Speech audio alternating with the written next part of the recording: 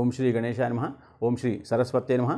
ఓం శ్రీ గురుదత్తాత్రేయ నమః. ఓం శ్రీ లక్ష్మీనరసింహాయ నమః. 14 ఫిబ్రవరి 2026 శనివారం నాటి దిన విశేషము మరియు పంచాంగము. దిన విశేషం ఏంటంటే ప్రదోషము. అయితే శనివారం రోజు ప్రదోషం రావడం గొప్ప విశేషం. ఎక్కడైతే ఆంజనేయ స్వామి ఉంటాడో అతని ముందర ఒక శివలింగం ఉంటుంది. ఆ శివలింగం మీద గంగనీళ్ళతో అభిషేకం చేసి బిల్వపత్రి ఎక్కించి ఆ తర్వాత ఆంజనేయ స్వామికి తమలపాకుల మాల వేసి మంచిగా నమస్కారం చేయండి. అంతే. మీరు ఏదైతే శారీరక మానసిక బంధనాలు ఉన్నాలో దాంట్లోంచి తొందరగా విముక్తి కలుగుతుంది. ఇది శాస్త్రం చెప్పిన మాట. శ్రద్ధగా చేయండి.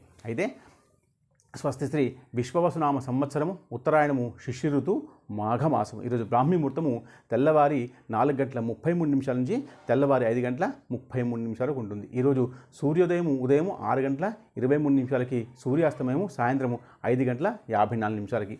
అయితే ఈరోజు తిథి బహుళ ద్వాదశి. ఇది మధ్యాహ్నం 3:17 వరకు ఉంటుంది. దాని తర్వాత త్రయోదశి వస్తుంది.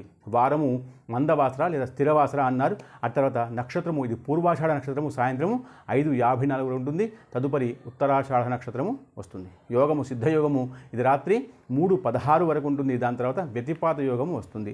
కరణము తైతుల కరణము ఇది మధ్యాహ్నం 3:17 వరకు ఉంటుంది. దాని తర్వాత మీకు తెల్లవారి వరకు గరిజకరణము ఉంటుంది. ఆ తర్వాత శుభ సమయము ఇది ఉదయం 8:01 నుంచి 8:23 వరకు ఉంటుంది. దాని తర్వాత రాహుకాలము ఇది ఉదయం 9 నుంచి ఉదయం 10:30 వరకు ఉంటుంది. దాని తర్వాత యమగండము ఇది మధ్యాహ్నం 1:30 నుంచి మధ్యాహ్నం 3 గంటల వరకు ఉంటుంది. ఆ తర్వాత దుర్ముహూర్తము ఇది ఉదయం 6:20 నుంచి ఉదయం 8 గంటల వరకు ఉంటుంది. దాని తర్వాత వర్జము ఇది రాత్రి 2:28 నుండి తెల్లవారి 4:11 వరకు ఉంటుంది. ఆ తర్వాత అమృత ఘడియలు ఇది మధ్యాహ్నం 12:40 నుంచి మధ్యాహ్నం 2:24 వరకు ఉంటుంది. దయచేసి ఈ యొక్క విషయాన్ని అందరూ కూడా సబ్స్క్రైబ్ చేయించండి, వాట్సాప్ చేయండి, దాని తర్వాత షేర్ చేయండి, లైక్ చేయండి. శుభం.